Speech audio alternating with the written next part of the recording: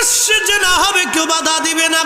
Hotel motel বার house আর park বিনোদন কেন্দ্র সমুদ্র সৈকতগুলিতে আপনি দেখবেন নারী পুরুষের অবাধ বিচরণ।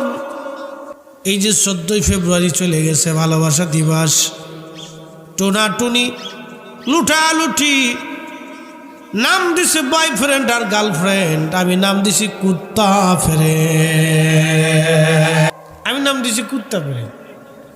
কোনো পুরুষের গার্লফ্রেন্ড হতে পারে না, কোনো নারীর বয়ফ্রেন্ড আসতে পারে না। এটা একটা ধোঁকা। পুরুষ এবং নারীর চরিত্র নষ্ট করার জন্য নতুন এক পশ্চিমাদের এক আবিষ্কার, গার্লফ্রেন্ড বয়ফ্রেন্ড।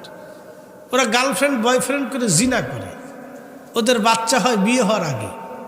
দেখবেন মেসি, নেইমার, বড় বড় খেলোয়াড় যারা আছে বিয়ের আগে 2-3টে বাচ্চা হয়েছে, পরে বিয়ে করে। চিন্তা করেন, কুত্তা পর্যন্ত ফেল হয়ে গেছে। কুত্তা কয় তোরা মানুষ হয়েছ কে? আমরা নয় কুকুর, কোনো আমাদের শরীয়ত নাই।